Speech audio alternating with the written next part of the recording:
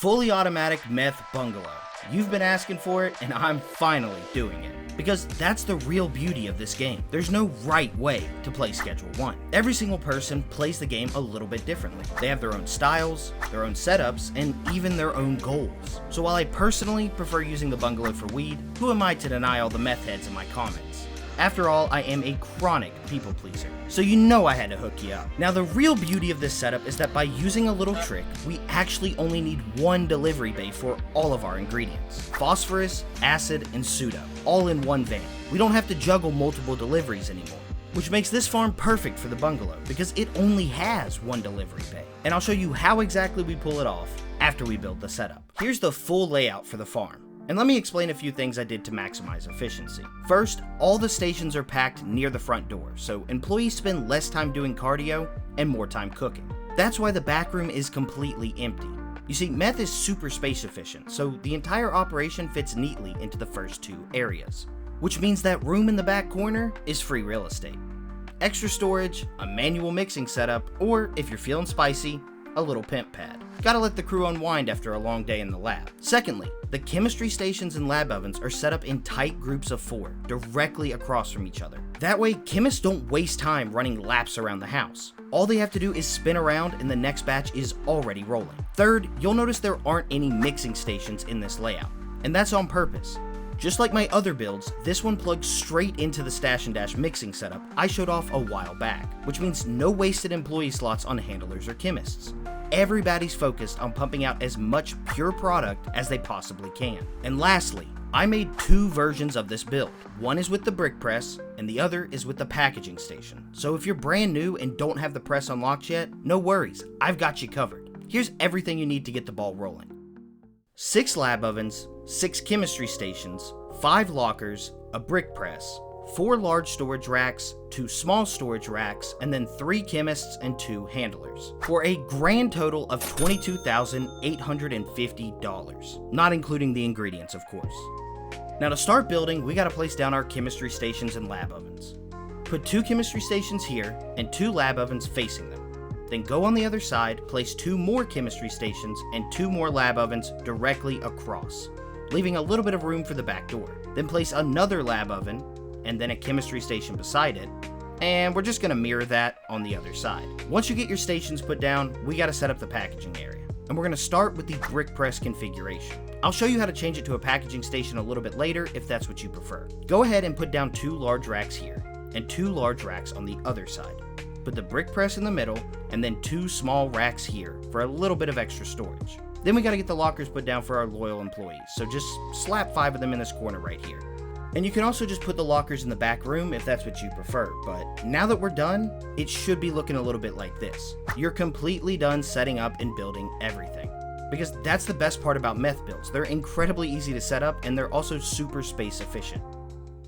But now that we're done building everything, we gotta set up all of our equipment. So just go to every chemistry station, select the liquid meth recipe, and assign their destinations to the lab ovens directly across from them. This is important because it completely eliminates walking time from our chemists. All they have to do is turn around to start the next step of the cooking process, which saves valuable time. Then select these 3 lab ovens and send them to the right rack. Select the other 3 lab ovens and send them to the left rack, and then go to the brick press and set its destination to the rack right next to it. Now the next part is a little bit tedious, but it is incredibly crucial.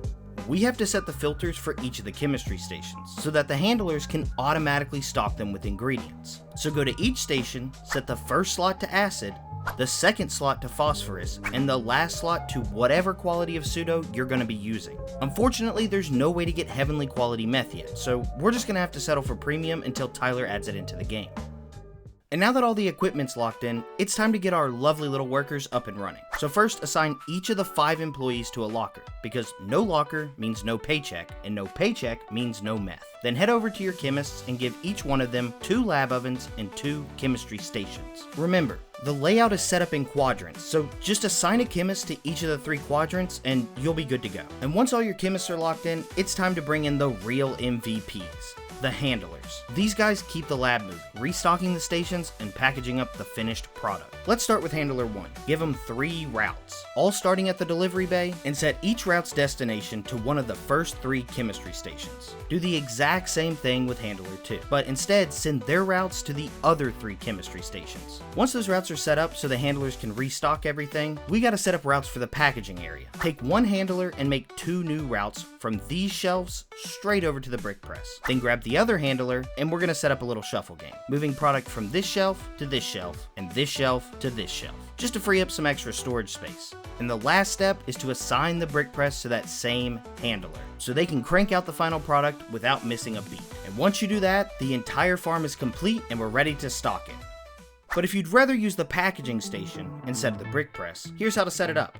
Drop 1 rack in the back, 1 on the left, and 1 on the right. Then place your packaging station down and stock that back rack with jars or baggies. Next, reassign all of your lab oven destinations so that they feed into the left rack. Now for the packaging routes, and this part's a little different. Your handlers still keep their first 3 routes to restock all the chemistry stations, but their last 2 get tweaked a bit. For handler 1, set a route from the left rack to the packaging station, and then from the right rack over to the small storage rack. For handler 2, make a route from the back rack with the jars to the packaging station. And don't forget to assign that handler to the station itself. Oh, and make sure the packaging station's destination is set to the rack on the right. And now that all of our equipment and all of our employees are ready to go, it's time to stock the farm with ingredients. The golden rule of stocking meth farms is to do it manually the very first time. That's the only way to make sure that every single batch stays perfectly in sync. If you skip this step and just order a delivery right away, the handlers are going to get confused and, well, your whole operation's going to be cooked before the meth is. So here's what you do. Grab your acid and phosphorus from Oscar, pick up your pseudo from Shirley, and stock every station by hand. I know it's tedious, but we have to do it this way. I promise it's a lot easier. It's important we stock it manually the first time, and we only use the handlers to top things off. But once you finish your manual stocking, we gotta talk about deliveries, because this is where the real trick for this layout comes in. You see, each van can hold 160 products. So the perfect ratio is 50 acid, 50 phosphorus, and 50 pseudo. The problem is that you can't order all the ingredients in a single delivery. Oscar does phosphorus and acid, and Shirley does the pseudo. So you need 2 deliveries. But since the bungalow only has 1 delivery bay, you end up having to juggle both of those delivery vans. It's a massive pain in the ass. But I found a little workaround. Call up Oscar and order 50 phosphorus and 50 acid. Then go and meet up with Shirley and grab 50 pseudo, and toss that pseudo straight into the van that Oscar delivered. Your van should be perfectly balanced now, 50 of everything. Now the reason this works is because the handlers don't really care whether it came from a delivery or a meetup. If it's in the van, they'll move it, which means no more juggling, no more headaches. Just smooth, steady meth production. And once you have everything stocked, all that's left is to pay your employees and watch the magic happen. Easy as pie. The chemists will roll in and start cooking up the meth. Once that's ready, they'll slide it over to the lab ovens. And when that batch is done, it gets dropped onto the rack, right where our handler swoops in and presses it into a shiny brick for us to transport to the stash and dash to get mixed. It's a very simple, very easy setup. But if you're having problems or getting stuck on a few of the steps, feel free to join my Discord and I will do my best to help you out wherever I can. Discord.gg/BigWillie. I'll also put a link to my Discord in the description if that's easier for you. Thanks again for all the love and support. You guys are the absolute best. And as always, stay silly.